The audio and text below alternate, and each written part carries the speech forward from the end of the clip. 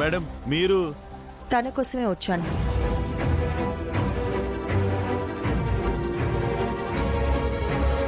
తను ఏ నేరం చేసిందని సెల్లో పెట్టారు?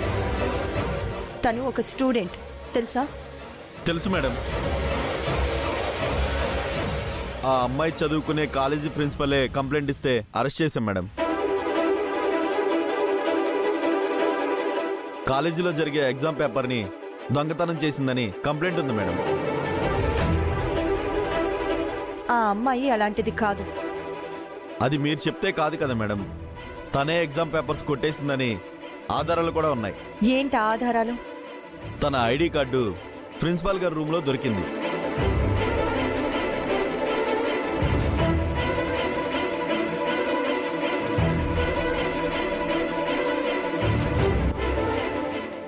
ఇవాళ కండక్ట్ చేయబోయే ఎగ్జామ్ పేపర్ కూడా ఆ అమ్మాయి బ్యాగ్లో దొరికింది.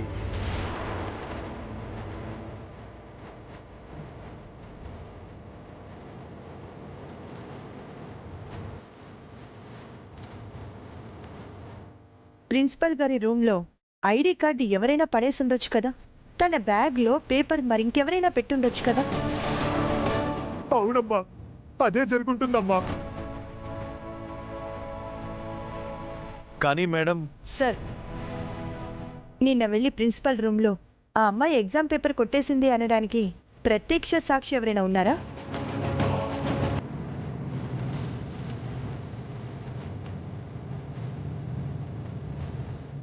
తనే ఎగ్జామ్ పేపర్స్ కొట్టేస్తుండగా చూసిన వాళ్ళు ఎవరైనా ఉన్నారా?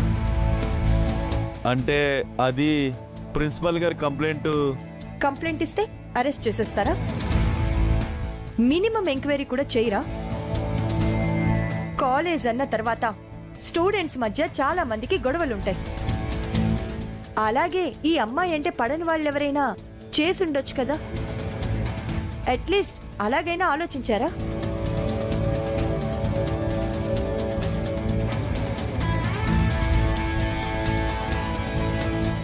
లేదు కదా.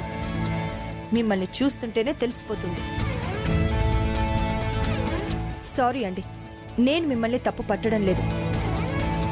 ఎగ్జామ్ రాయకపోతే ఆ అమ్మాయి ఎడ్యుకేషన్ లైఫ్ పాడైపోతుంది. కంప్లైంట్ వచ్చింది కాబట్టి కేస్ బుక్ చేయండి, నేను కాదండం లేదు. కానీ ఆ అమ్మాయినైతే ఎగ్జామ్ రాయనివ్వండి. తనకి నేను హామీ ఇస్తున్నాను.